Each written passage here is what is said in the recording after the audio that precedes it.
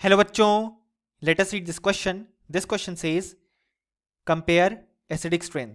1 pH CO2H, second PHOH, third PHC triple bond CH, 4 PHCH2OH.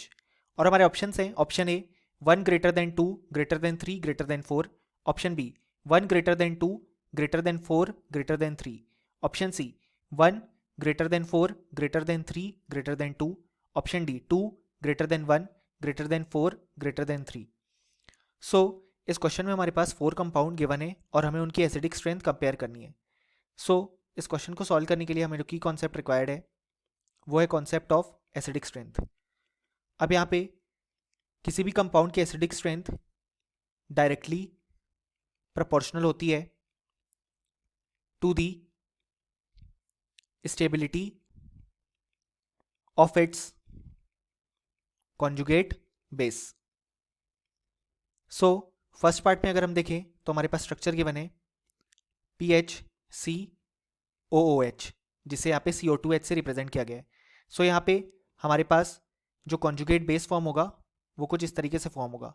सो यहाँ पे oxygen पे minus charge आ रहा है एंड देन यहाँ पे रेजोनेंस से ये माइनस चार्ज डीलोकलाइज होगा और फिर से ऑक्सीजन पे जाएगा. और हम जानते हैं ऑक्सीजन हाईली इलेक्ट्रोनेगेटिव एलिमेंट है.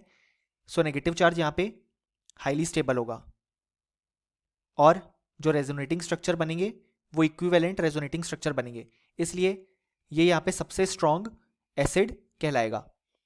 नेक्स्ट अगर हम बात करें यहाँ पे सेकेंड पार्ट की तो वो है हमारे पास PHOH या जिसे हम फिनॉल बोलते हैं. सो यहाँ पे फिनॉल का स्ट्रक्चर कुछ इस तरीके से हम ड्रॉ कर सकते हैं. सो सेकेंड पार्ट में जब हमारे पास कॉन्जुगेट बेस फॉर्म होगा वो कुछ इस तरीके से फॉर्म होगा. अब यहाँ पे रेजोनेंस तो शो होगा बट नेगेटिव चार्ज कार्बन पे डीलोकलाइज होगा और कार्बन इतना इलेक्ट्रोनेगेटिव नहीं होता है जितना ऑक्सीजन था.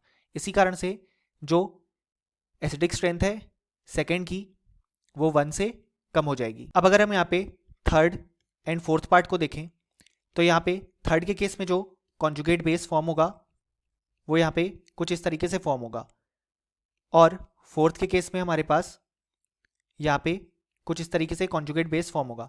सो हम देख सकते हैं यहाँ पे दोनों ही केस में कोई भी रेजोनेंस देखने को नहीं मिलेगा क्योंकि यहाँ पे कॉन्जुगेशन प्रेजेंट नहीं है. सो अब हम माइनस चार्ज की स्टेबिलिटी देखेंगे. सो ऑक्सीजन कंपैरेटिवली ज़्यादा इलेक्ट्रोनेगेटिव होता है देन sp कार्बन. इसी कारण से माइनस चार्ज जो है वो ज़्यादा स्टेबल होगा ऑन ऑक्सीजन. इसी कारण से जो 4 की एसिडिक स्ट्रेंथ है वो 3 से ज़्यादा हो जाएगी.